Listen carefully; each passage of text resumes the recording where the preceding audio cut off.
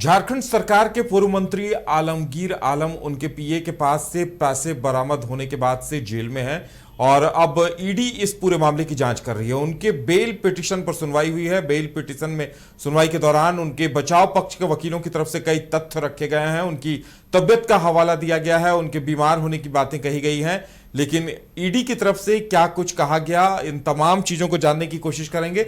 इस वक्त ज्यादा जानकारी के लिए हमारे साथ हमारे संवाददाता नीरज हैं। नीरज, आलमगीर आलम एक लंबे अरसे से जेल के अंदर हैं, कितनी मुश्किल लग रही है उनकी बेल की राह अब? बिल्कुल, देखिए लगातार मामले पे सुनवाई हो रही है और आज भी झारखंड हाई कोर्ट में मामले की सुनवाई हुई है और सुप्रीम कोर्ट के वरीय अधिवक्ता एस नागामुथु ने उनका पक्ष रखा है और लगभग 1.5 घंटे तक जो है ये पूरी सुनवाई चली, जहां तमाम बातें जो है वो हाई कोर्ट में बताई गई, वो पक्ष रखे गए, साथ ही जो कुछ ईडी के जो मामले हैं वो बताए गए और ये पूरा जो टेंडर कमीशन से जुड़ा हुआ मामला है जहां से इसकी शुरुआत हुई थी, उस साल के शुरुआत के बारे में भी बताया गया। वीरेंद्र राम का भी नाम सामने आया। वीरेंद्र राम के साथ साथ उनके फैमिली जो था पूरा उनका नाम साथ में आया। उसके अलावा जो रिकवरी की गई थी ईडी की वो भी बताया गया कि कैसे रिकवरी हुई और उसके बाद जब पिछले वर्ष छापेमारी की गई थी ईडी की ओर से और लगभग 37 करोड़ से अधिक जो राशि मिली थी उसके बारे में बताया गया कि जो रिकवरी हुई है वो आलमगीर आलम के पास से नहीं हुई है और भी बातें जो है वो बताई गई है।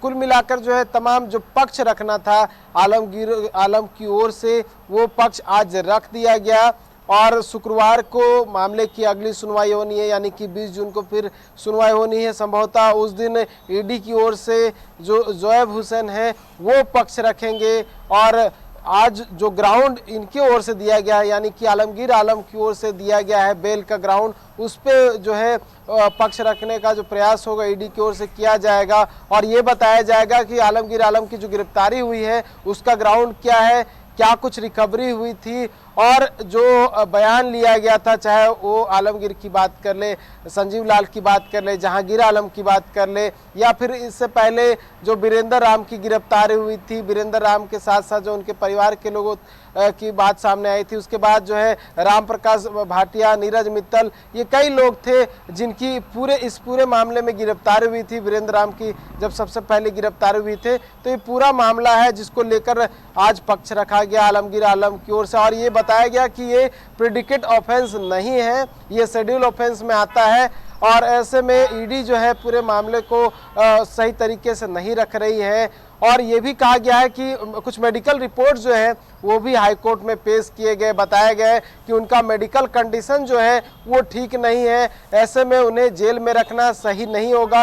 तो तमाम जो आधार होने चाहिए आलमगीर आलम की ओर से वो आज झारखंड हाई कोर्ट में रख दिए गए हैं। संभवतः अगली सुनवाई में ईडी जो है अपनी ओर से जो अपोजिंग स्टेटमेंट जो है अपोजिंग जो बातें हैं वो रखने का प्रयास होगा। नीरज, देखिए एक सवाल यहाँ ये भी उठता है कि पैसे चूंकि आलमगीर आलम के यहाँ से बरामद नहीं हुए थे, संजीव लाल उनके नौकर शाहजहां या जहांगीर उनके यहाँ से बरामद हुए थे, तो उनके तरफ से जो बयान आया होगा उस पर बहुत कुछ निर्भर करेगा।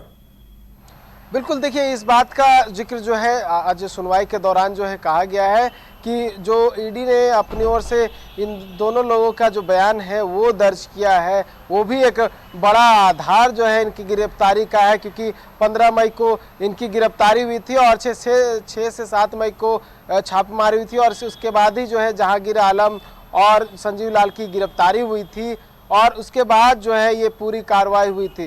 तो कहा जा ईडी की ओर से जो है उनका बयान लिया गया था, पूछा गया था कि ये जो पैसे हैं वो किसके हैं, जब उनकी ओर से बताया गया कि ये सारे पैसे जो है मंत्री जो आलमगीर आलम है उनके हैं, उसके बाद ये पूरी कार्रवाई की गई। तो इस पे भी आज जब सुनवाई हुई है तब आलमगीर आलम के जो अधिवक्ता हैं एस नागामुथु, उन्होंने सवाल खड़ा किया है और कहीं ना कहीं पूरी तरीके से जो ऑब्जेक्ट करते हुए वो तमाम ग्राउंड्स ये हैं जिसके आधार पे जो है उन्हें बेल मिलना चाहिए। उदय, चलिए नीरज, अब देखने वाली बात यह होगी कि इस पर आगे क्या कुछ होता है। सबकी नजरें इसी बात पर टिकी होंगी कि आलमगीर आलम पूर्व मंत्री रहे हैं, उन्हें राहत मिलती है या नहीं। नीरज, हमारे साथ जुड़ने के लिए और जानकारी देने के लिए बहुत बहुत धन्यवाद। Rainbow River Water Park unlimited fun. Rainbow की तरह यहाँ है रंग बिरंगे वाटर राइड्स जो करेंगे आपको रोमांचित। 30 feet thrilling family pool slide, cyclone tube slide, multilane slide, dark house slide करें एंजॉय। मल्टीप्लेयर स्टेशन में परिवार और दोस्तों के साथ करें मस्ती। ऑक्टोपस रेन डांस में एक्साइटमेंट का लीजिए सुपर डोज। बच्चों के लिए tots play area, Mickey Mouse jumping, wave pool. तो देर किस बात की, अनलिमिटेड फन के लिए है ना रेनबो रिवर वाटर पार्क।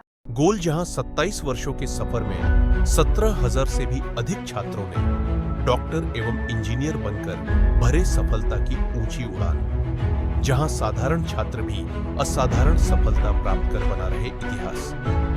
दूरदर्शी शिक्षाविद श्री विपिन सिंह के मार्गदर्शन में मेडिकल एवं इंजीनियरिंग के लाखों छात्रों के लिए आशा की किरण के रूप में गोल्ड रिजल्ट फैक्ट्री। अगर आप देश के किसी भी कोने में रहते हैं, अगर आप पटना आना चाहते हैं और घर जैसे रहने और खाने का आनंद लेना चाहते हैं तो एक बार जरूर आए होटल डायमंटन। संपर्क करें 9572759746, 9031859981, 0612400158 एड्रेस अपोजिट विद्या संस्कार स्कूल, रंजन पथ, गोला रोड, बेली रोड, पटना 801503।